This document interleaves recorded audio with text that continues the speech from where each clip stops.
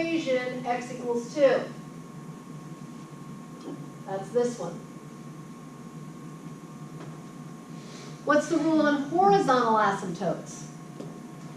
Bigger on the bottom. Yeah, it has to do with bigger bottom, bigger top, or if they're the same. In this case, it's the same degree, top and bottom, 3x over 1x. So you simply take the ratio of the coefficients. So in this case, y equals 3 over 1, which is just 3. That's where that line comes from.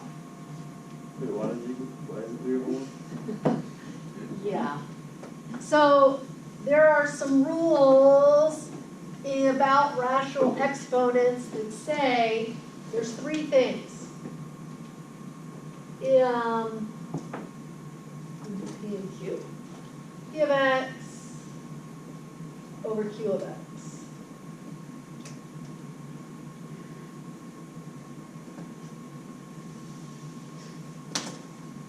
If it is bigger in the top, so x to the n over x to the m, where n is greater than m, the degree on the exponent, there's no horizontal asymptote. If x to the n over x to the n, so if the degrees are the same, we put some more letters in there, coefficient of A, coefficient of B, you simply say y equals A over B. You're like, really? New to me. Okay, this is what I'm telling you. And then, if it's bigger in the bottom,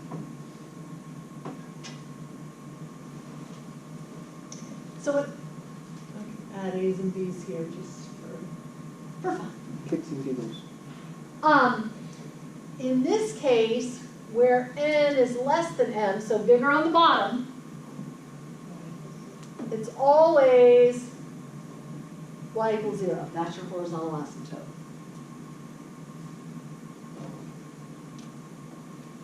So just fun facts from college algebra.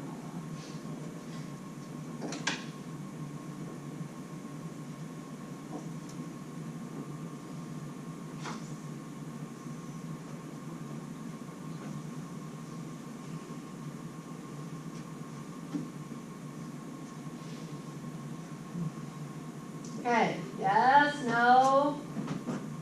Oh yeah, by the way, no.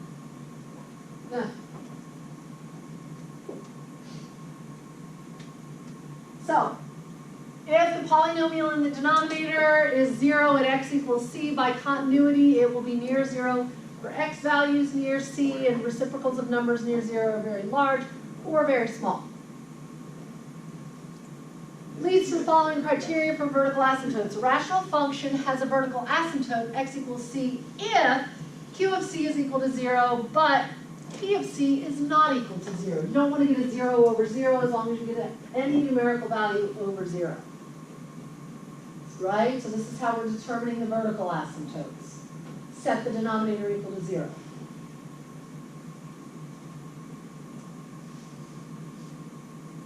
Function has a horizontal asymptote if it has a limit as x approaches infinity or x approaches negative infinity.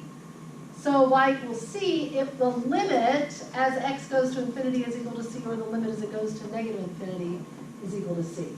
So that's how we can do it using our skills of limits in calculus.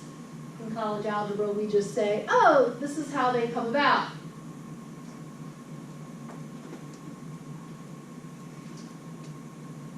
So finding horizontal asymptotes by taking the limits as x approaches positive or negative infinity involves using some particular limits, each of which comes from the fact that the reciprocal of a large number is a really, really, really small number. So the limit as x goes to infinity of 1 over infinity. So 1 over a really, really, really big number, we just say it is equal to 0. What happens if we square it? It's still 1 over a really, really big number, which means it's going to 0. Or we can even say that the limit as x goes to infinity of 1 over x to any power, is equal to 0. So write that down, that's important, that's good for you to know.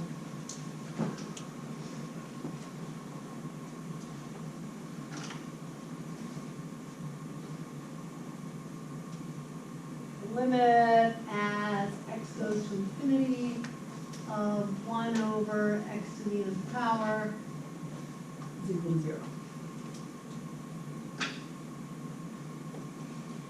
And it even says, you can even change out the 1 could be something else, like a 2 or a 7 or a 12, but it still holds the same results.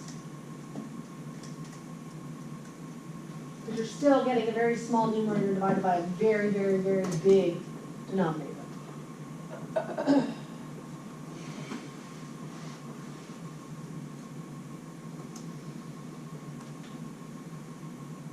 So try this one. What happens? Vertical asymptote at 1. Vertical asymptote at 1, Horizontal asymptote at 2. horizontal asymptote at 2.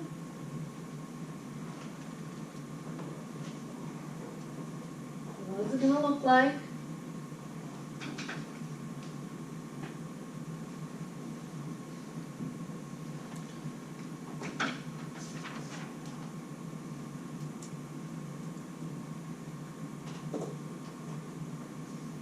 We don't need a word for this. Already. Let's see. So in theory, if we went out here to 2, what would happen? 2 times 2 is 4, 4 plus 3 is 7, 2 minus 1 is 1, so we would get 2, 7. That would kind of be our anchor point. Then we can come back, we can do the same thing at 0. 0 plus 3, so 3 over negative 1. So that's going to be like down here. Let's see. But what I'm saying is that we don't have to show any word for it. She doesn't like it when she hears it. Yeah. So first we have our vertical asymptote, the denominator, so we get the 1. Yeah? Everybody sees it? Yes. Find the horizontal asymptotes, take the limit as it approaches infinity. So, to get rid of this theory of dividing the numerator and denominator by x, so look at how they sort of scoot around this. This is really interesting.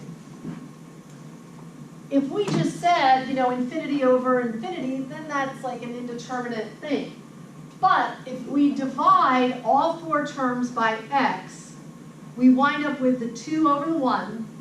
We get 3 over infinity and 1 over infinity. Well, we said if we put infinity in fraction format, where infinity is in the denominator, we have a little numerator, we know it's getting really, really, really close to 0. So what happens here, we wind up with 2 plus 0 and 1 minus 0. In college algebra, we just say, hey, this is the rule and this is why it works. This, in calculus, is the proof of why we're allowed to say this rule. Oh. Don't you feel enlightened? You're like, no, I kind of like the rules. So anyway, so what happens here is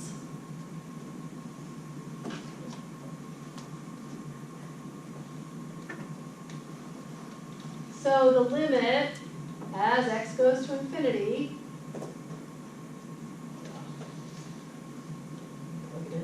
I'm going to say 2 plus 3 over infinity over 1 minus 1 over infinity, so you can visually see it.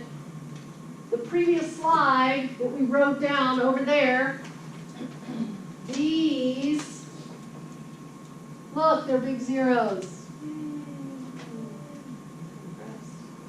2 plus 0 over 1 minus 0, 2 over 1. So our horizontal asymptote is y equals 2. You see it? Yeah? It's kind of pretty. Say, oh, that's why it works.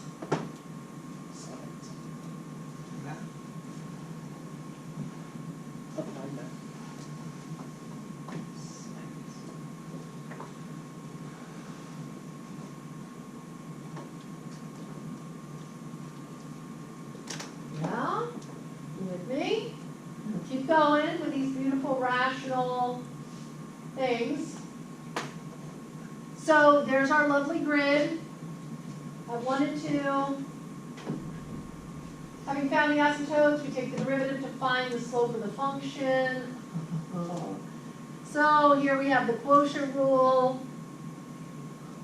X minus 1 times 2 minus 1 times 2x plus 3 over x minus 1 squared. I did not write down the original function from 3 slides back. Anybody have it? 2x plus 3 over x minus 1. Isn't it in the right corner? That's what we're going to look at, right? So what does this tell me? Quotient rule, what do we get? G over x. G. G prime G. times G. I know, they started to write it for us, right? X minus 1 times 2 minus. 1 times 2x plus 3, all divided by x minus 1 squared. Which equals 2x minus 2. minus 2x plus minus 3 over, yeah. Negative 5.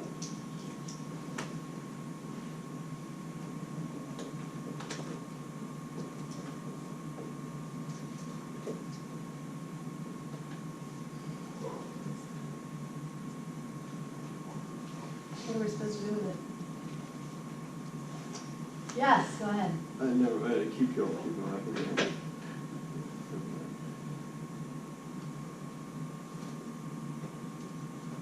Wait, why'd you change it to plus 1 squared?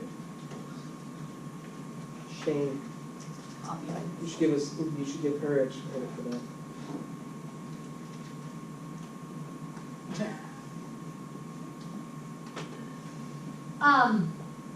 Derivative is undefined at x equals 1, so what does that make 1? Undefined or 0 is a critical number. Elsewhere is always negative since it is a negative number over a square, right? Because this is squared, so it doesn't matter. So all of the slope down. Can you envision this?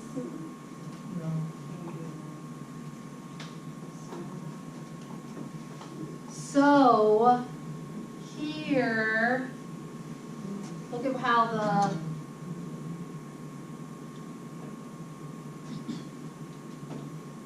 this is what makes it in quadrants 1 and 4, right, as opposed to, or 1 and 3 as opposed to 2 and 4. Ooh.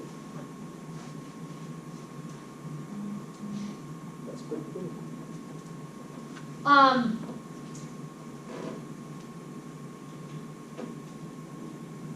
So this is kind of helpful, plugging in 0 for x, 0, negative 3, there's a point that you can plot, so that'll give you something to anchor it to. No, I know, you'd rather just work stuff out. But it's the derivative that tells us that it's going to be in 1 and 4, or 1 and 3. Upper right, bottom left.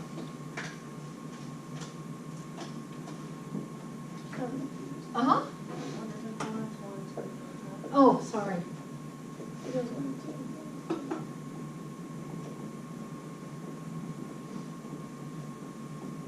2. You're going to divide the graph into 4 quadrants. This is the numbers so that we're all talking about the same 4.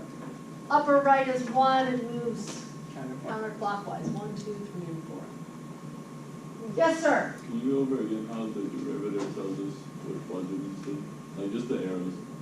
So, the derivative here, we know that 1 is a critical value. So if we go back to this sign idea, right, we know this is a critical number because the slope is undefined. Previously, in the polynomial ones, the slopes were 0. So we knew it went flat. Well, this is undefined because we knew we found a vertical asymptote. Now, when we go to the left, so say we plug in 0. 0 minus 1 is negative 1, but when we square that, it's positive, so we have a negative number.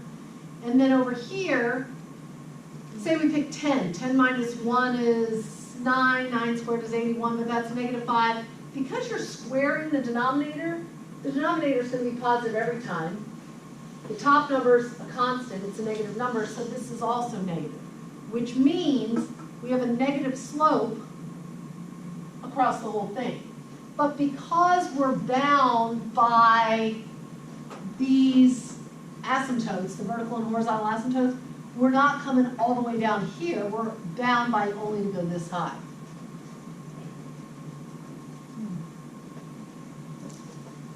But what the first derivative test tells us, it tells us the slope of the tangent line, so it shows us the slope of the tangent line is negative as the function is decreasing.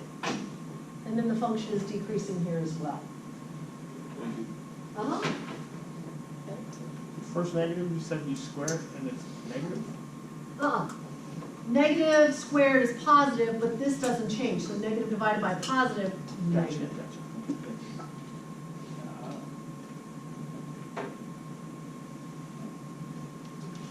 The rationals, they're not as straightforward as the polynomials, but So if we were plugging in our calculators, it would show us that? I sure hope so, yeah, that's what it should look like. Okay.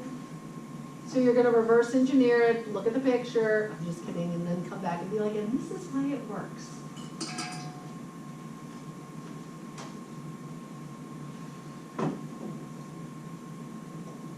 So let's try one. Graph, f of x is equal to x divided by x plus, or 8 divided by x plus 5.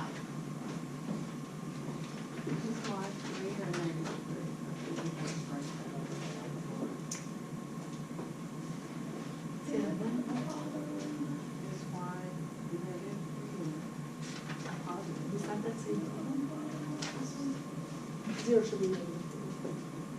I think that's,